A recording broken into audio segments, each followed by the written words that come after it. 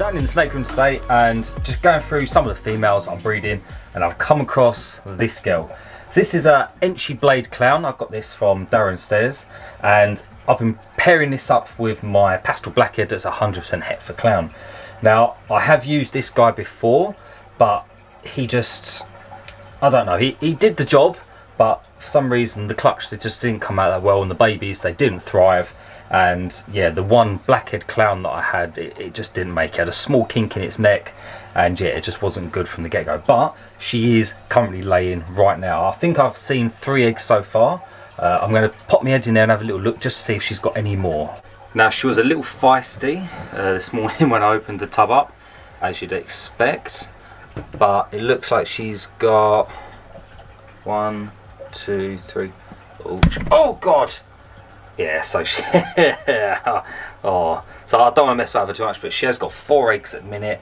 I don't know how many she has got left, but yeah, this was a bit of a spontaneous one. I didn't actually know that she'd ovulated.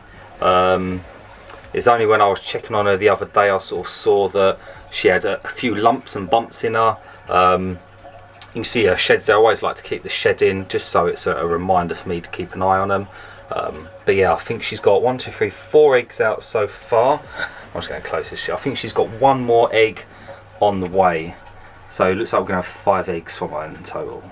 Now I've already got an egg box set up over in the incubator right now.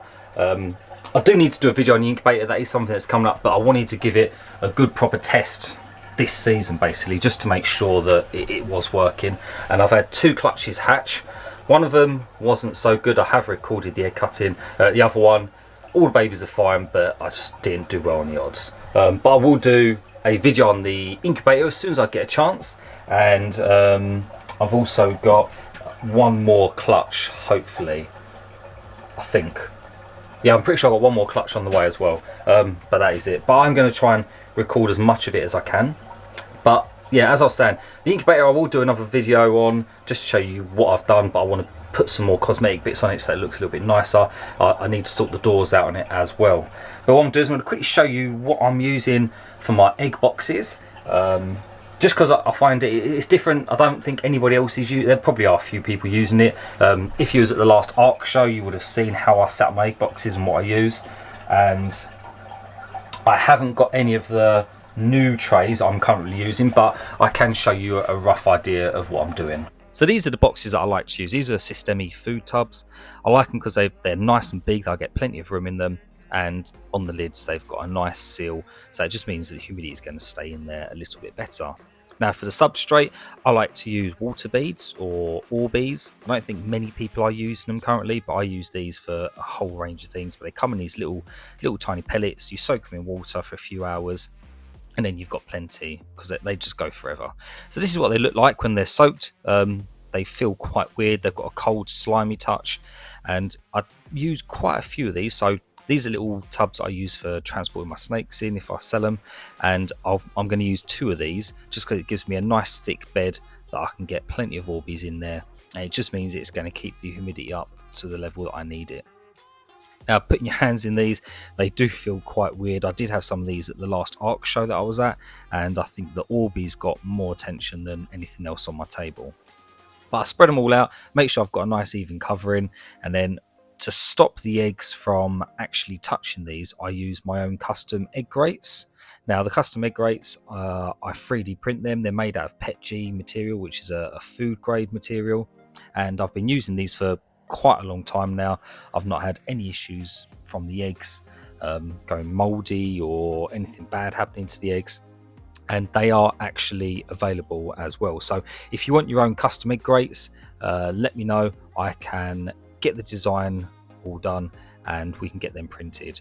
Now I don't know about prices just yet, but they are something that I can do if you are interested. Now the ones I'm using are an old design. They're the ones that I normally use with vermiculite, or I started off using vermiculite and then I went on to sponges and water, and now I'm obviously using the Orbeez. So to keep this grate off of the Orbeez, because the holes there, it does sink through down into the Orbeez. I'll put a couple of lids there just to hold it up. But on the newer versions of these, in the corners of the grates, there are actually little legs that hold the grate up above the Orbeez, so there's no risk of it falling through. And as you can see, these are the lids I was telling you about. They've got a nice seal around the outside. I do drill little holes in the corners as well, just because I do want some airflow there. I'm a little bit paranoid sometimes that the eggs do use up the oxygen in the tubs. I know some people don't, but it's just for my own peace of mind. So you can see the holes that I have put there. So now all I'm going to do is I'm going to write down the information, the parents, the date it was laid, and then I'll work out 55 days roughly of the lay date, and then I'll know whether I can cut them around that date or not.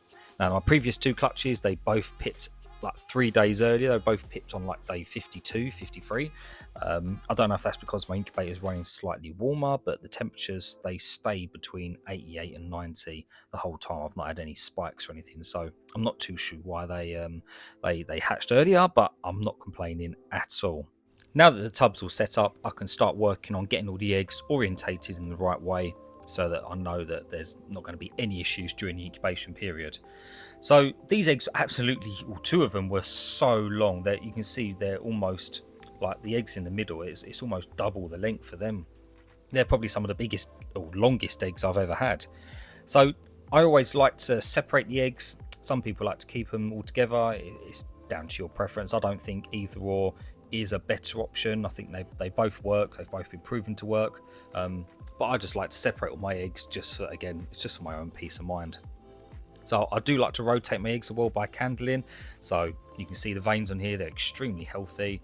You give them a little jiggle and you can sort of see like a small air pocket.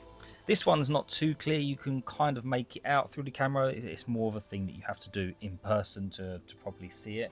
But I always like to go through, and once I find that little air pocket, I'll make a little circle on the top of the egg, if the pen actually works, and that just shows me where the top of that egg is. So if I take the tub out and they roll around for whatever reason, then I'll know which way to orientate the egg if I need to. And I'll just do this with each egg. I'll work my way down the line, make sure they're all put into the right spot. Now, out of all the eggs, I think this one's probably the easiest to see. You can see just where my thumb is. There's a lovely, perfect little air bubbles type circle. But yeah, there's loads of videos out there on how to candle eggs. I think I've done one previously. But once I normally candle them, that's when I get them straight into the egg box. Now, to stop them rolling around, I sort of put them at a slight angle, and I'll sort of wedge them in together just to make sure they don't move. You can put things like pegs and toothpicks and things like that in there, but to be honest, I don't really have any issues. Once the eggs are in and they're locked in place, they sort of settle down onto the grate, and then they don't really move a lot. And this is the incubator. Now, I probably won't do a full build on this just because it's very simple to do. It's very easy. I'll probably just walk you through it at some point. I'm still working out whether I like these doors or not. To be honest, they do the job, but I need to redo these. So these are little 3D printed runners that I've made. These doors, you can see they slot up inside there, and just because the printer I had was too small, the sections are literally this big, so this big, this big.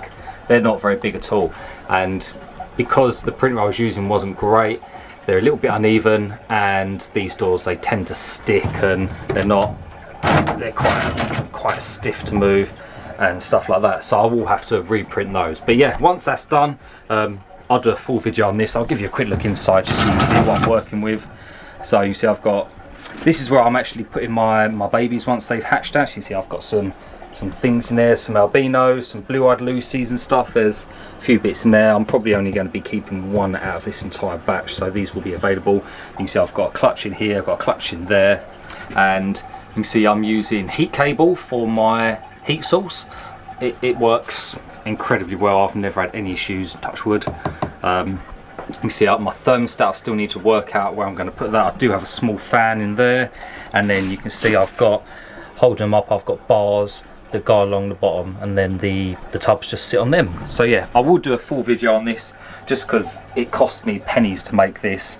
And yeah, I had to custom make this basically to fit the space I had. So before, I used to have a Viv here. That was what I used for my incubator for years, and then because I wanted something that I could fit in place because I'm stuck on space really, I built this custom one here. So yeah, it does work very well. it fits in the room nicely. It's nice and it's a nice sleek look, and yeah, it just fills the space that I needed filling, and it does the job. That's the main thing. It does the job. I thought I might as well quickly show you these while I'm here. So yeah, I've got two albinos in here. I've got Blue-eyed Lucy. I've got some Harveys. I've got some, I don't actually know what they are.